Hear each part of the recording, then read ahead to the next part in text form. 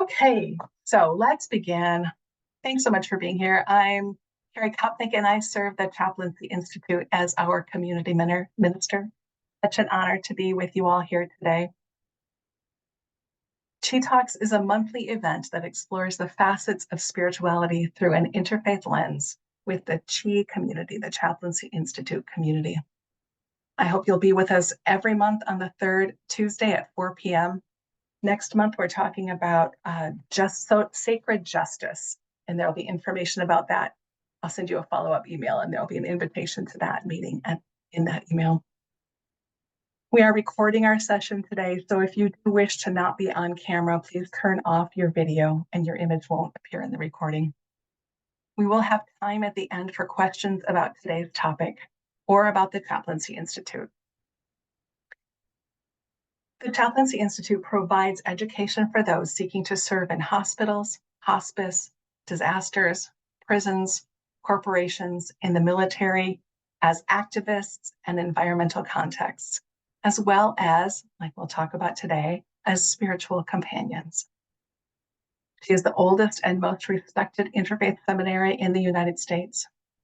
Our ordination or faith group endorsement is recognized by the Association of Professional Chaplains, the Veterans Administration, and the military.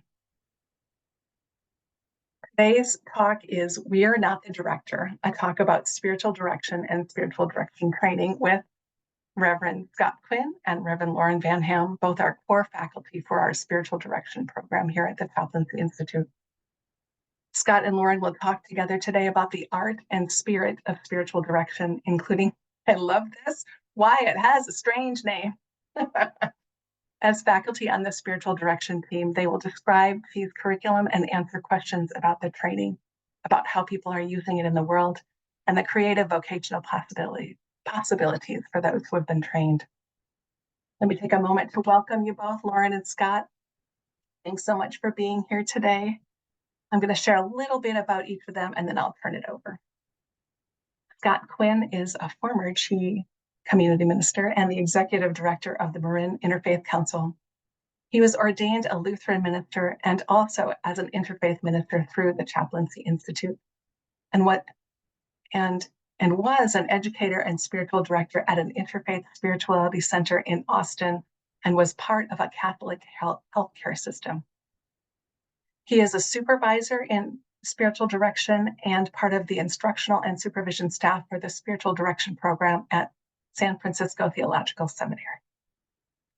Lauren Van Ham began her professional life as a performing artist in NYC before pursuing interfaith seminary studies in California in our first class that was ordained. She served for 9 years as a hospital chaplain, focusing in psychiatric, palliative care, and bereavement support. Moved by spirituality and ecology, Lauren's ministry called her to a consulting firm where she custom designed employee engagement sustainability programs for multinational corporations. And for nearly a decade, Lauren served as the seminary dean for the Chaplaincy Institute. Lauren's passion for spirituality, art, and earth's teachings have supported her specialization in eco-ministry, grief, loss, and sacred activism. All right, Scott and Lauren, I'll turn it over to you. Thank you so much for being here with us today. And thank you, friends, all of you, for being here. Thank you so much, Carrie. Thank you for the warm welcome. Thank you, all you beautiful people, for joining us today. And deep gratitude to my dear friend, Lauren, for coming into the sandbox for us to play together, talk together, and share spiritual direction and why we love it, and answer any questions that you have. So one of the things that I like to talk about is that a spiritual direction is a spiritual practice. It's an extension of your own spiritual way of being in the world into which you invite another person or persons. So we always will want to begin with some sort of spiritual grounding, and let's do that. We will have a poem from the Baha'i poet, Shalon Harkin, and it's called Sacred Experiment.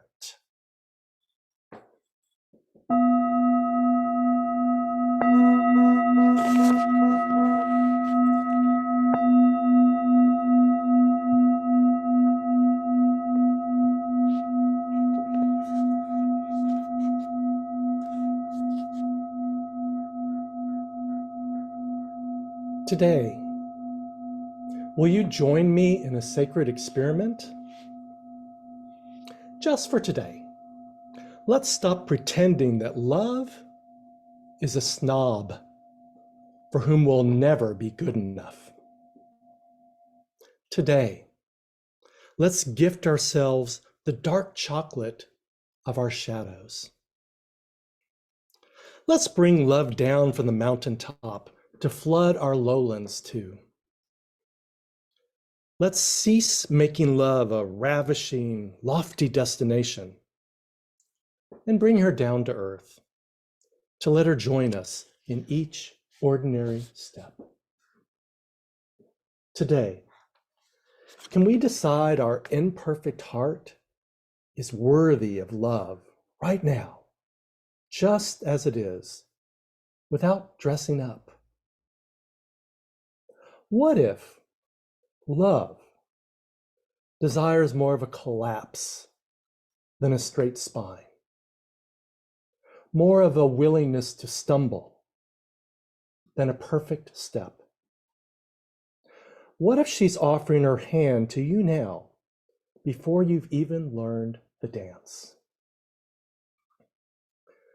Darling, let's stop perfecting our grapes and today allow our acceptance to surrender us into wine. Yes, just for today. Let's just see how all that goes.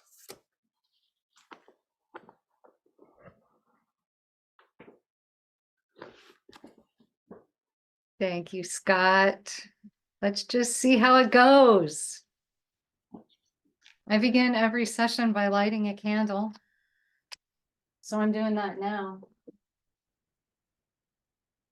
This light is a reminder that there are more than 25 of us here. We might be talking about the four-legged one who's on your lap or on the floor next to you. We might be talking about our benevolent ancestors or our spiritual mentors and guides who accompany us. And in the way that I think of it, we are most definitely talking about that source of love that Scott was just invoking for us. A love that is so big, so vast, our human heads can't really fathom it. And that is the source that I endeavor to commune with when I am accompanying someone in spiritual direction. So Scott, as Carrie has said, we called this talk "We're Not the Director" because I think just out of the gate, we wanted to have some transparency around why spiritual direction is called spiritual direction, and that is a bit of a misnomer. But could you just maybe get us started today by talking a little bit about the origins of this art form, this modality, and kind of what it's intending to offer? Absolutely. So thank you, Lauren. And thank you for your beautiful grounding for us. Mm. Spiritual direction, that's what we're doing. We're companioning someone to explore their relationship with Source, with God, with the divine, with the sacred of their understanding. That may or may not be tied to a religion, multiple religions. Could be people who are very spiritually fluid. And while it's called spiritual direction and it has ancient roots, many people today prefer to call it spiritual companioning, spiritual guidance, spiritual accompaniment. But for the sake of our conversation today, we'll call it by what it is most commonly called, spiritual direction. And it has very ancient roots. And if we think about this in most faith traditions, where would people go when they had a deep spiritual experience, or when they had spiritual questions, or they wanted someone to accompany them on their spiritual journey? So in some contexts, they would go to the guru or the roshi or the shaman. In the Western European context, in the early days of Christianity, people would go out to the desert mothers and fathers. These were people who had red warning lights go off in their minds when they saw the church and the state become united, and went out into the desert for ascetic spiritual practice. And having done so for many years and eventually generations, they gained a reputation as knowing something about the spiritual journey. And so people would go out to visit them in the desert and receive their guidance, their support, their wisdom. So this is the roots in our Western culture of what's now called spiritual direction, which originally was very much a Christian phenomenon, primarily Roman Catholic for a lot of its life. But in the past century, that has changed, and particularly the past 50 years, it's changed in two ways. So one is that it's become much more interfaith, multi-faith, all faith, or none of the above. And it's really, again, focused on helping someone explore their spiritual journey, become more intimate with Source or with God. Our founder of the Spiritual Direction Program, John Mabry, likes to talk about it as couples counseling. And the couple is the client or the directee and God, and you're facilitating a conversation between the two. Obviously, for some people, theistic language isn't their jam. And so then we help them develop some language and fluency around what is the sacred to them and what does that look like? And then how does this inform who we really are, who we're discovering ourselves to be, our truest self, our soul? And then how does that get lived out in the world? And then we come back and have another conversation. So that's one way it's changed. The other way it's changed in the past 50 years is the influence of psychotherapy, particularly Rogerian psychotherapy, which assumes that the client has their own answers within them. And the role of the therapist is to draw out those resources. Well, that's greatly influenced spiritual direction, so that it is now assumed that the client or the directee, as we call them in this realm, but maybe we'll use client since it's a less clunky word for our purposes today. The client has their own inner resources, their own soul, their own spirit. And we want to help them develop some spiritual intimacy with their own soul, with their own knowing. How do they know what they know about the sacred, about the mystery, about the holy? And how do they live that out? How do we help them gain confidence in their own inner knowing? And so that's the space that spiritual direction has inhabited more over the past 50 years in what's called non-directive spiritual direction, which is certainly the flavor of this program and most programs these days, because it's assuming that the agency and the knowing are with the client, and we're merely facilitators to draw that out. And so the way I like to talk about direction, we're not directing anyone what to say, do, think, feel, or believe. We're not there to fix anything. It's one of my mantras, there's nothing for me to fix here. What we're directing is attention. We're directing attention. So our client is sharing all kinds of wonderful things about their lived experience. So we're drawing attention is, where is the holy in that for you? Or how might this be an invitation from the holy, a new possibility for your life, a new discovery of who you are? How that might that get lived out in your work, in your personal relationships, in the structures we inhabit in society, and making the world more just and whole, in engaging the climate crisis. So these are all questions that come into play, and rather than at a crisis that we're trying to provide support for, maybe as in the case of chaplaincy, or therapy where there's a diagnosis and a mental health condition to address, this is an open-ended conversation in which someone is exploring that spiritual path, coming to know their own truth and their own connection with the holy, the sacred God. And we're there to support that intimacy.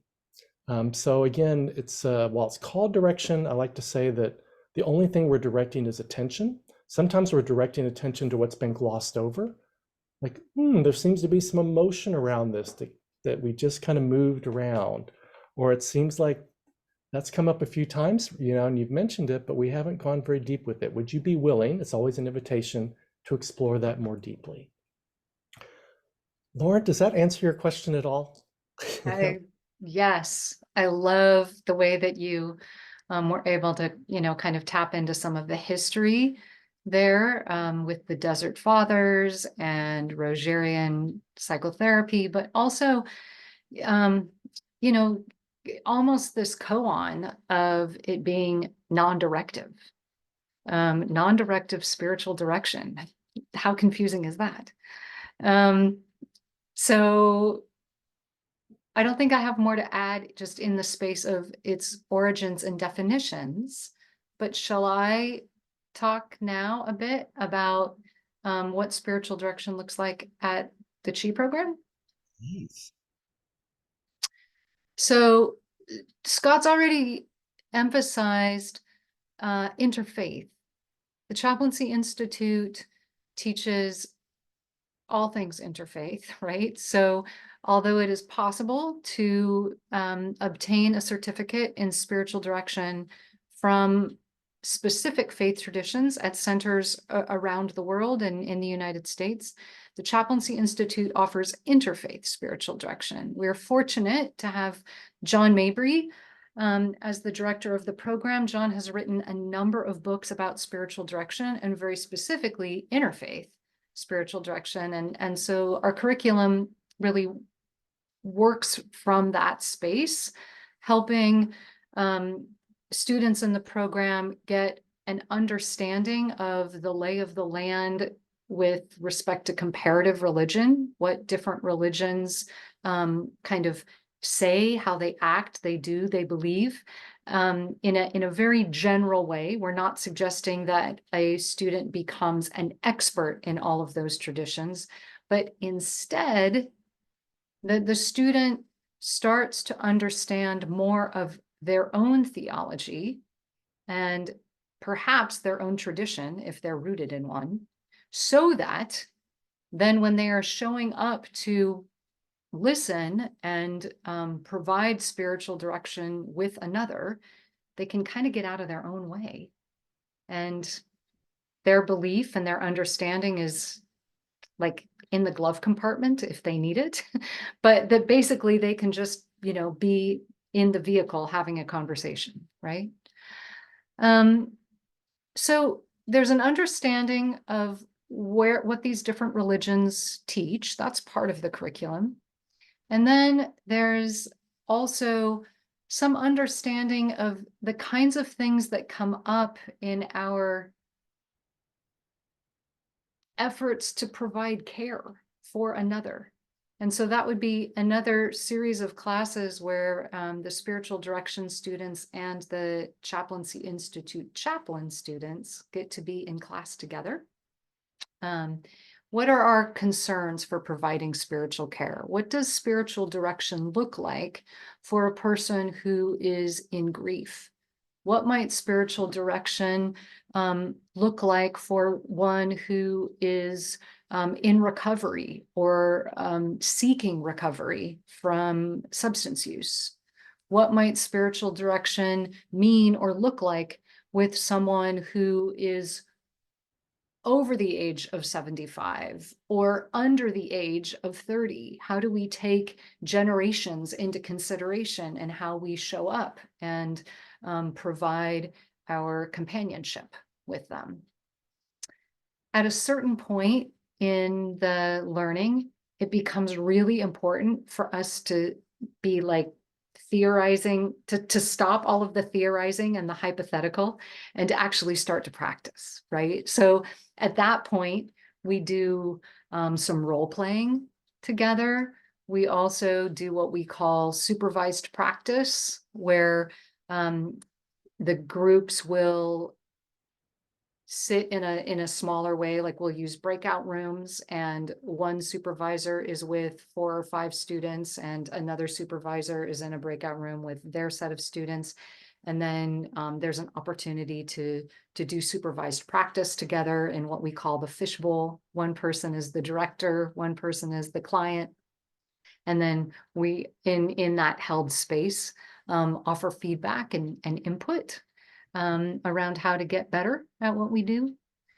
And then there's a practicum period where the student works with a supervisor over about a 12-month period of time, where each month they are working with their clients and they're writing up a reflection and they're sharing that in a separate supervision session, so that together the supervisor and the spiritual director can start to get kind of more clear about how to provide accompaniment in a good way, but also maybe even where their gifts are.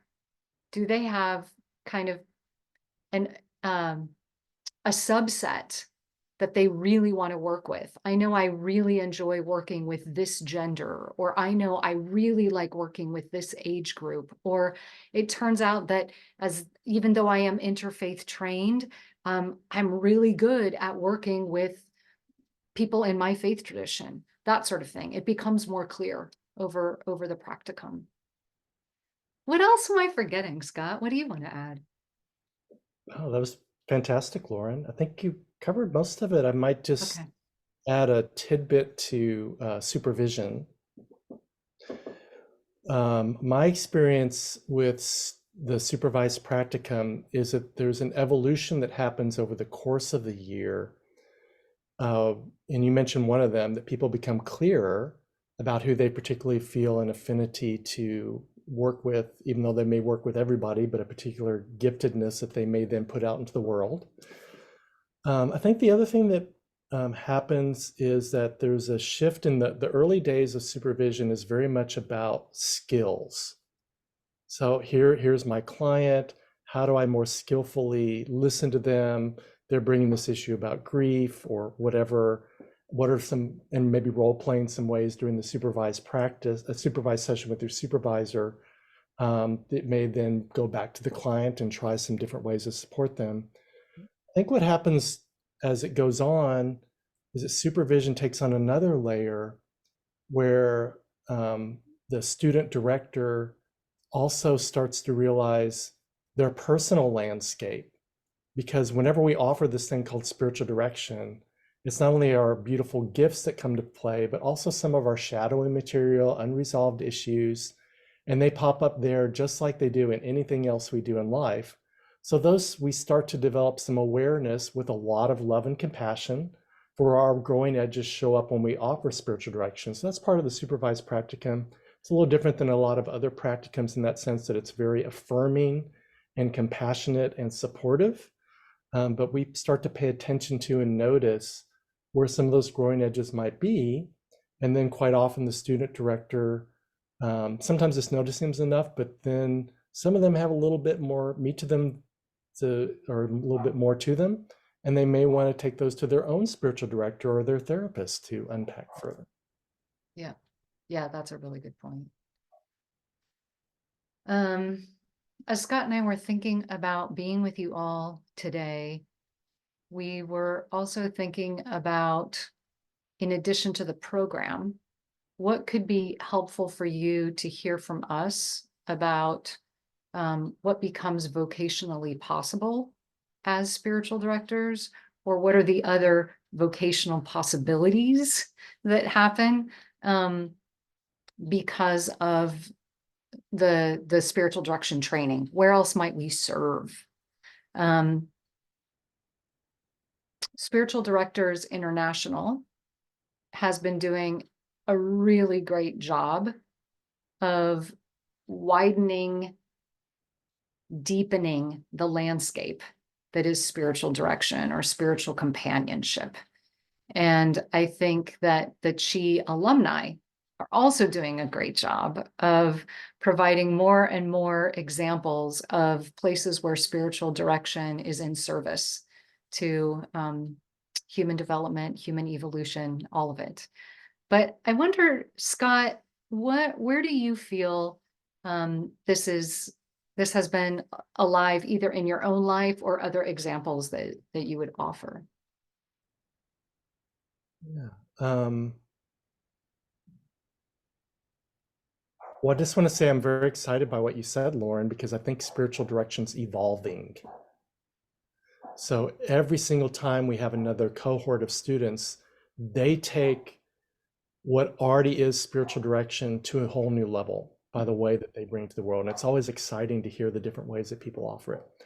So I'll say, first of all, the way it's mostly practiced historically has been one-on-one spiritual direction, where the spiritual director and the client meet for about an hour, about once a month. And part of the reason for that gap is that there's some time to let things percolate and to try them out and experiment with them during one's life, and then come back and talk about it some more. So it's more spacious than some other types of ministries. So the one-on-one is definitely a way that a lot of people practice this and have their own private practice of spiritual direction, either in person, online. Most people now do both. A second way is what I did. So actually being a spiritual director on staff somewhere. I've worked in an interfaith spirituality center in Austin, Texas, and part of my job was to be a spiritual director. And people from the community would come and receive spiritual direction. We did spiritual direction groups. I did spiritual direction for we were underwritten by a large Catholic healthcare system.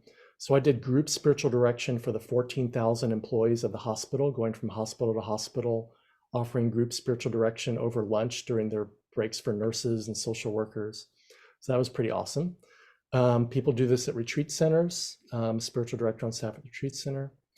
And then I think where I'm really excited is the innumerable ways that people are taking spiritual direction into the world, particularly as group spiritual direction, creating spiritual practice groups around life events, parenting, grief, groups that are focused on shared identity, so maybe LGBTQ+, or that are centered around concerns that people have in the world, social justice, who's providing spiritual care for the activists, the climate crisis. So there's endless ways in which people are taking this modality of spiritual companioning and bringing it into the world and getting more and more creative. I even know someone who is doing a sacred reading with the Harry Potter books, and for people for whom that was really a sacred text, using that then to help explore their spiritual lives. So it's really endless, the possibilities. Lauren, what are some other ways that you've experienced or witnessed? Yeah. How great was that when Scott said he was providing spiritual direction for 14,000 people? That was so great. So I want to add, I think that some of you might be on this call already as ordained clergy, or maybe you're already working as a chaplain.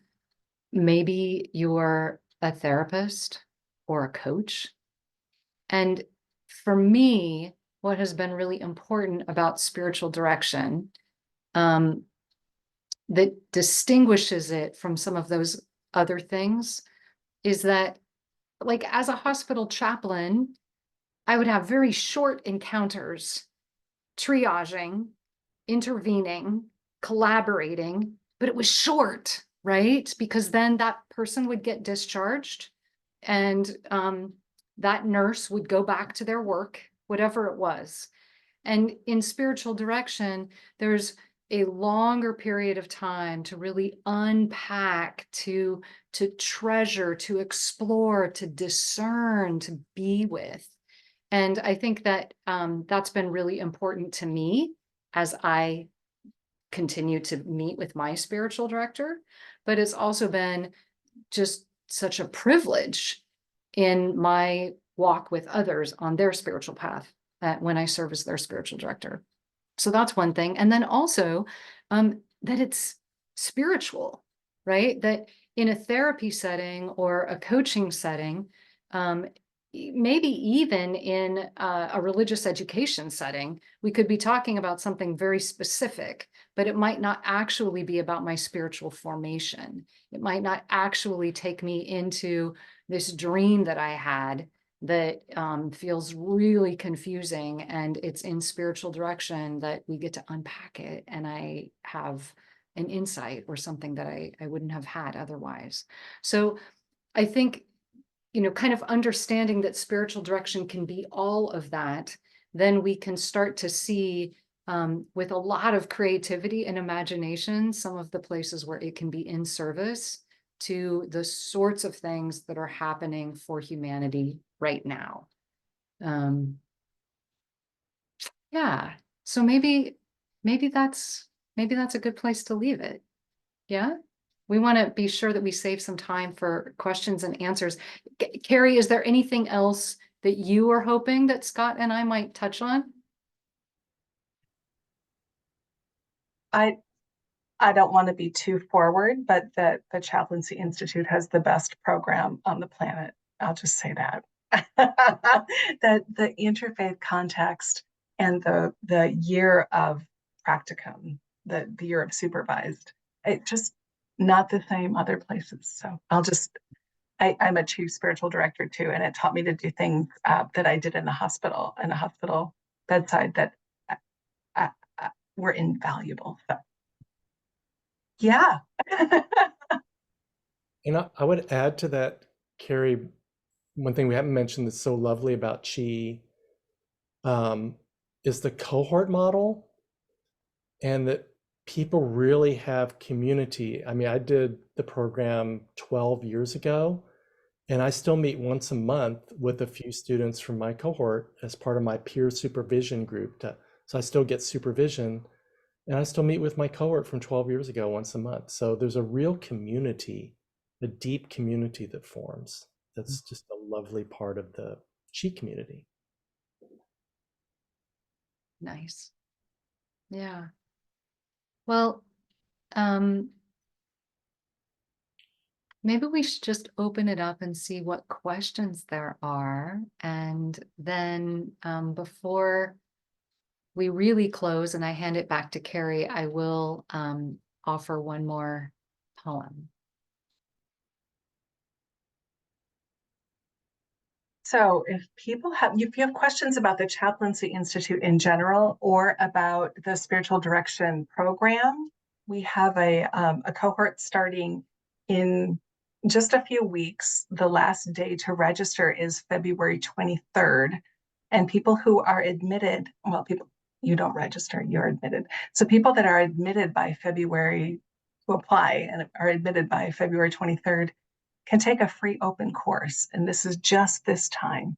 So it's a really great time to be discerning if this is something for you.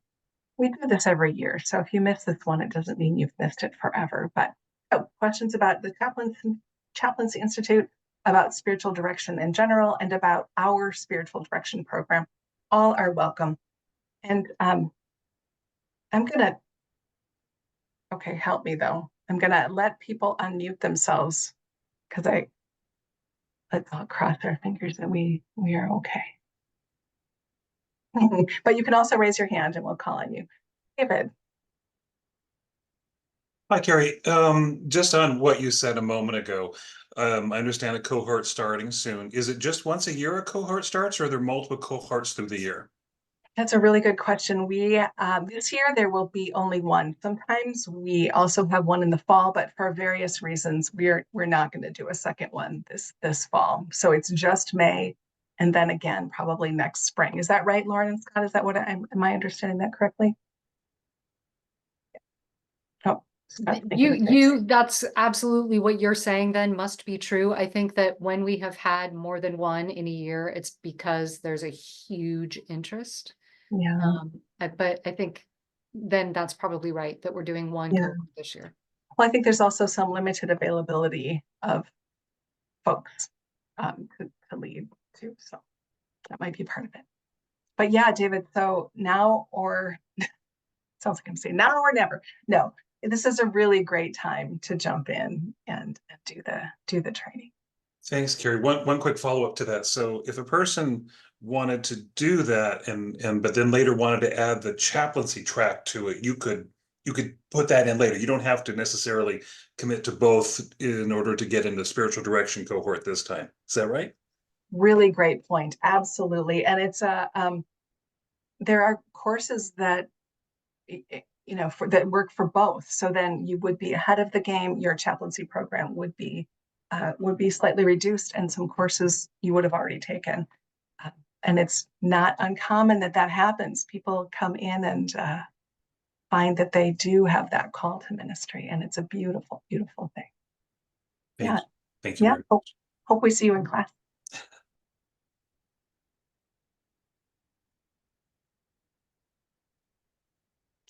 Casey.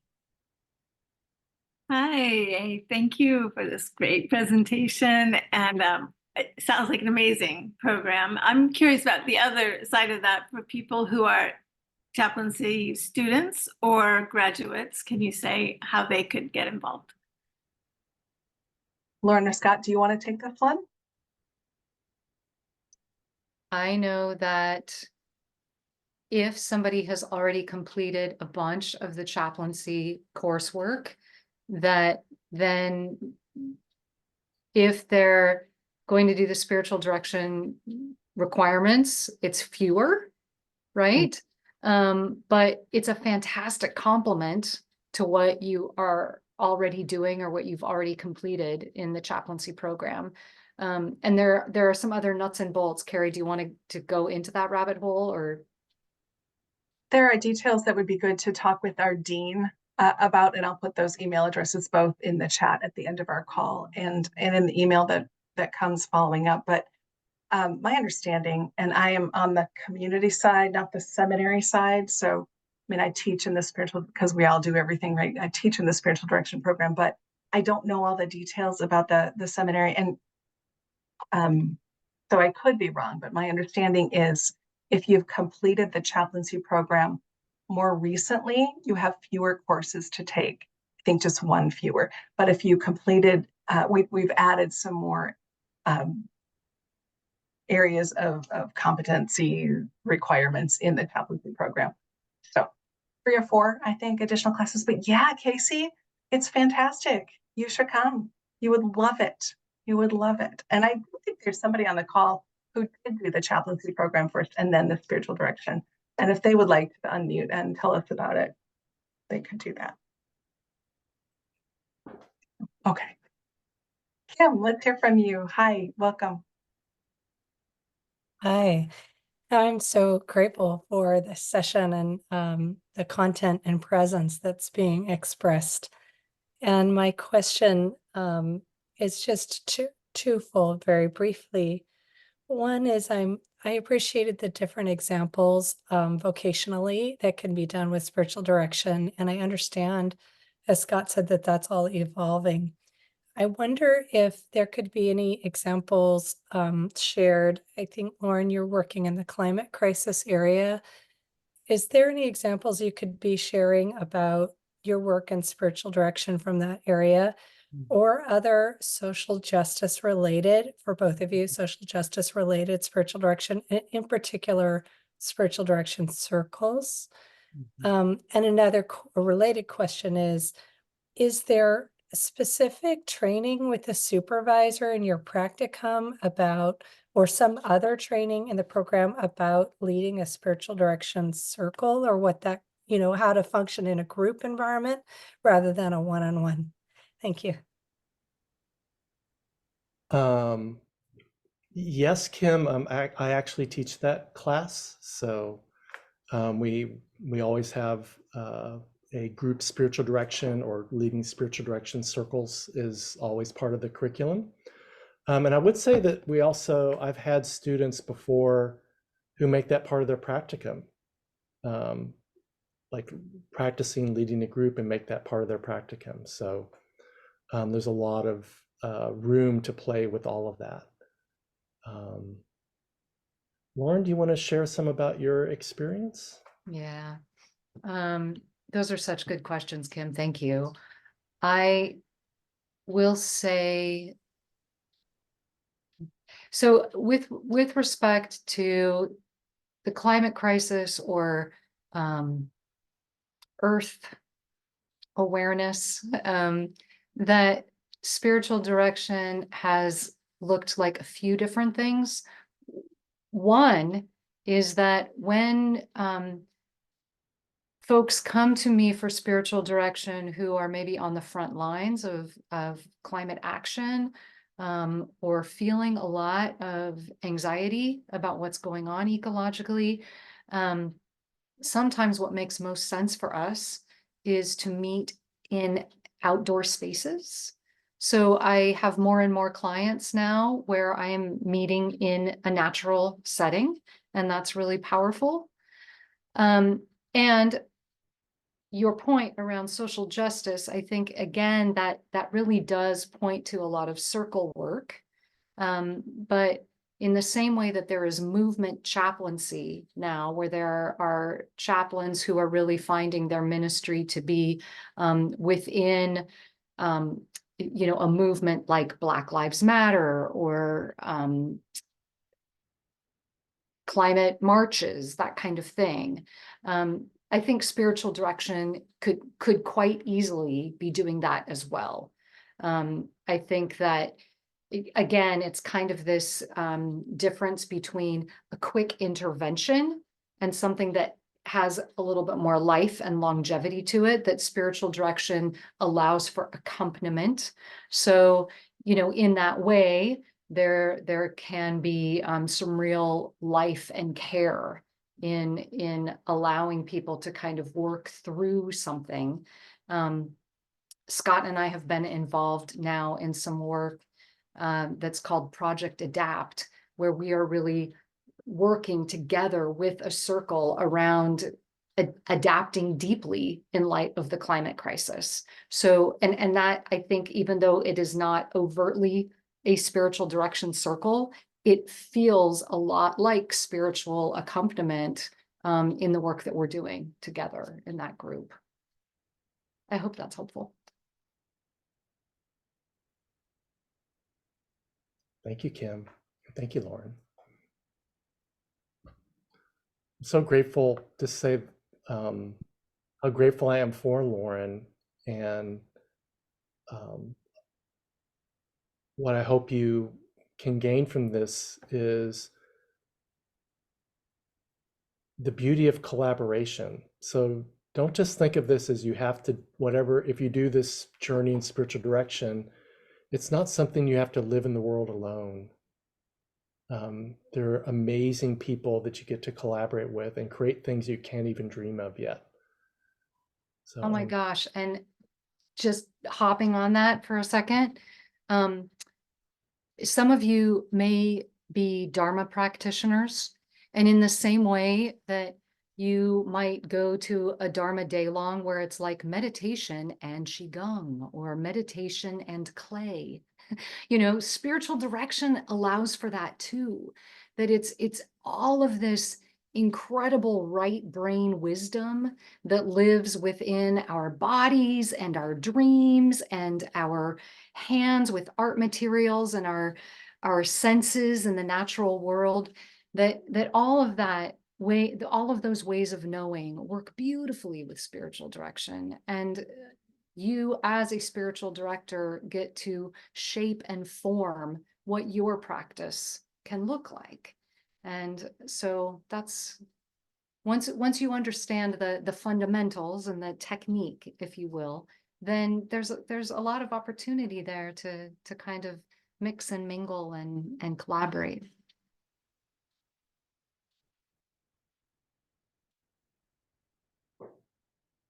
I see Casey has a hand up, and I'm also seeing a question from Rachel. And thank you, Shirley. I'm so glad that you're on this call. So let me just add that the program itself is a year of training, but not a year as in 365 days, more like intensives every so often that happen on Zoom for like usually 3 days. And then lots of practice periods in between. So as a cohort, you continue to meet on Zoom. You will be meeting with your spiritual director every month, 2 times. So that means some people choose to have 2 spiritual directors so that you kind of get different flavors of how spiritual directors work. And then once you're in the practicum, you'll also be meeting with a supervisor once a month.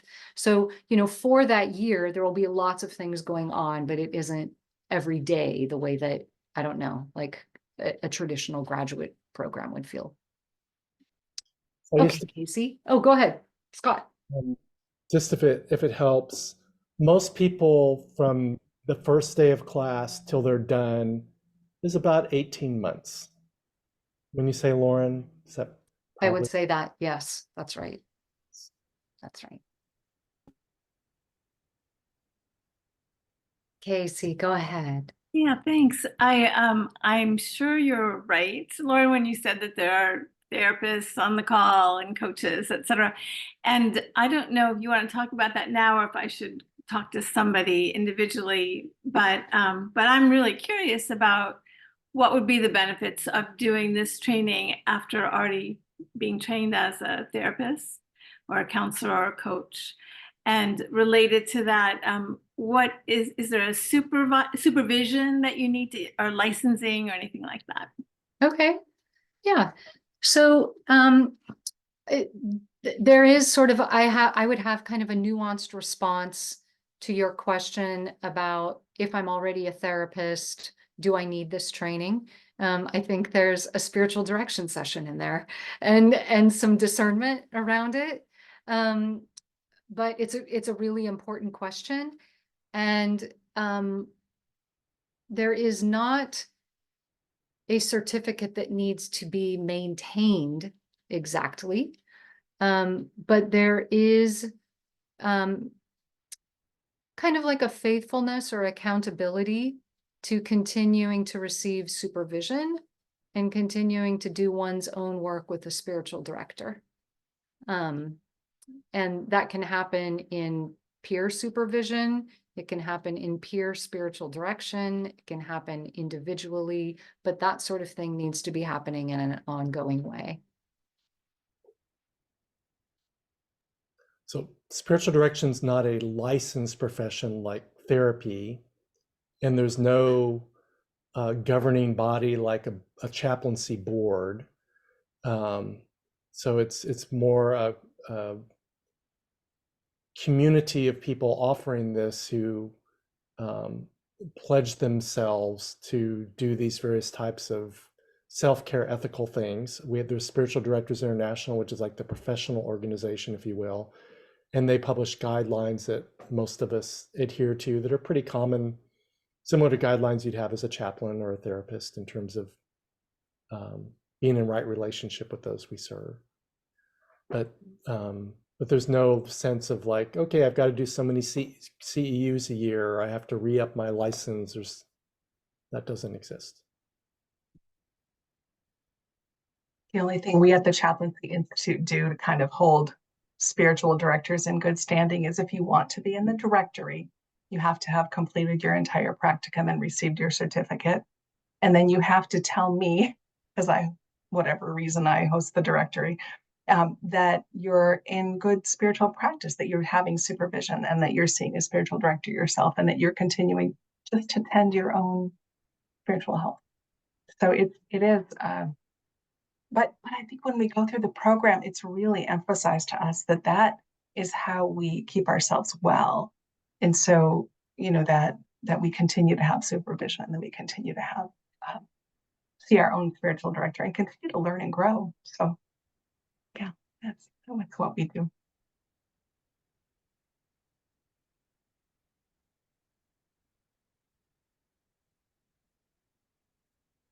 We have time for maybe one or two more questions.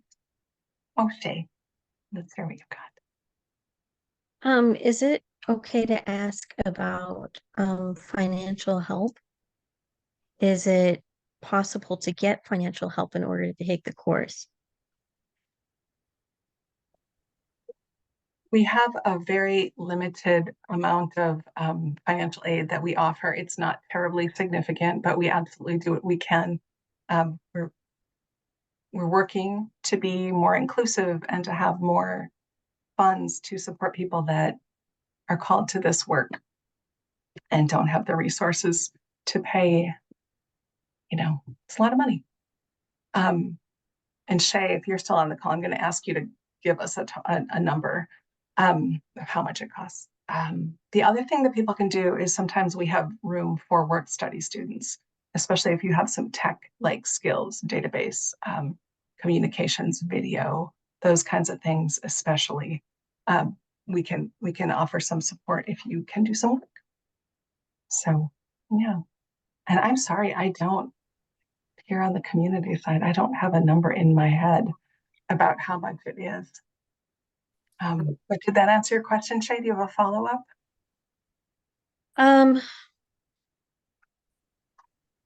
That did answer my question. I think so. Thank you. I hope that at some point we can have a pay what you can model. That is what we strive for and we hope to do. And we need somebody with deep pockets to come along and help us do that. So if you have ideas about who has deep pockets that we can ask, let me know. Shay Green, were you gonna say anything more about the cost of the program or scholarship work study? I was just going to share that the program at this time is around, and there are other costs that I am not accounting for, but I will say around $6,500. But in terms of work study, we definitely have a need for work study students, and we definitely have opportunities. And yes, our scholarships to just provide students with funding is limited, but our work study is a little more robust. So there are some opportunities in that. So nothing more. Thank you, Shay.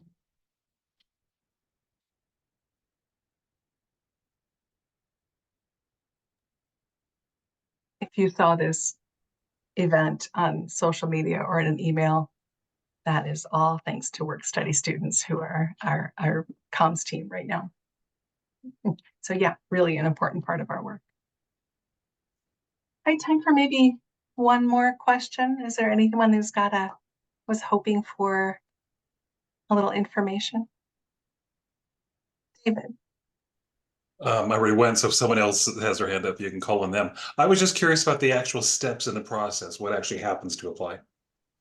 Sure. I'll put it in there right now.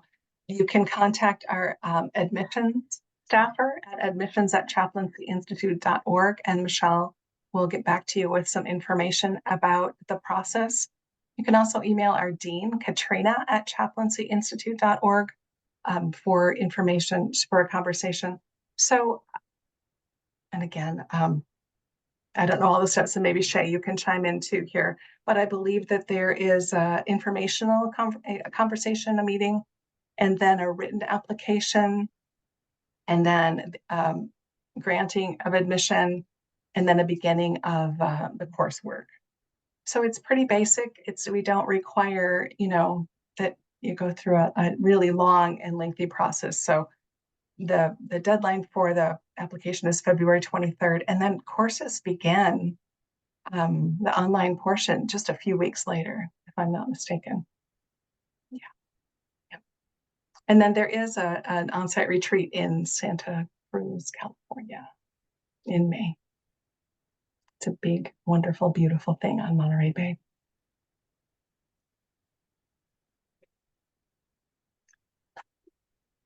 Well, I'm sure that there are questions that we didn't have time for, or that people didn't feel comfortable asking.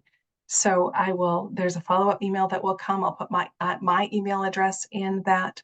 And again, those email addresses that I shared earlier, or that are in the chat, I'll link to the concrete information that's on our website, and some videos about spiritual direction.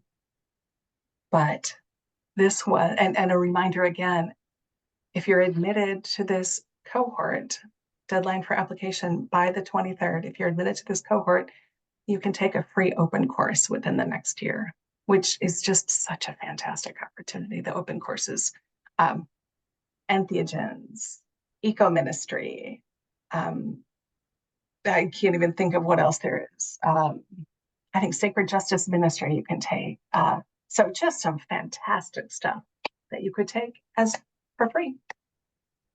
So watch for that email follow-up. Thank you so much, Scott and Lauren, for this beautiful time together.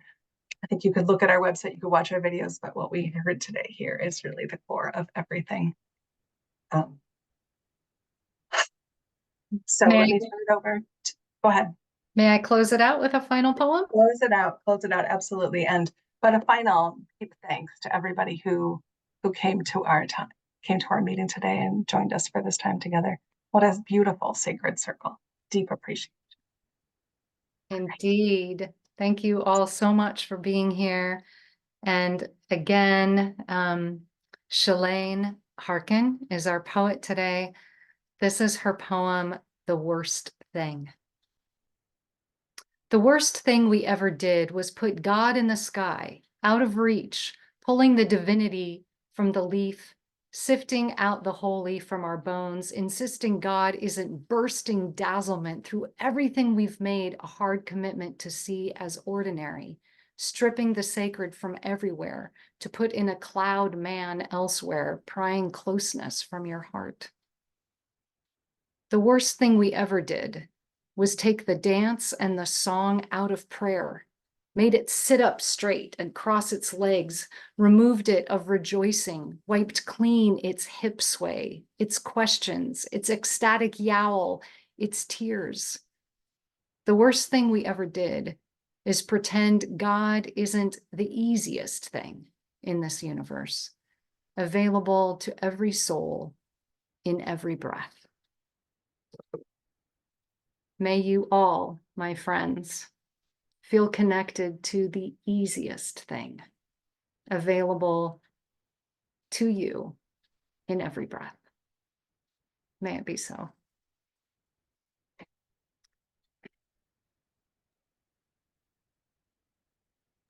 I'm going to invite everybody to unmute and share your appreciation for Scott and Lauren, if you'd like. That was lovely. Thank you. Thank you so much. Thank you. Thank Deep you. appreciation. Thank you. Yes, thank Enjoyed you. our time Thank you so together. much. Thank you. You. Lovely. Gary.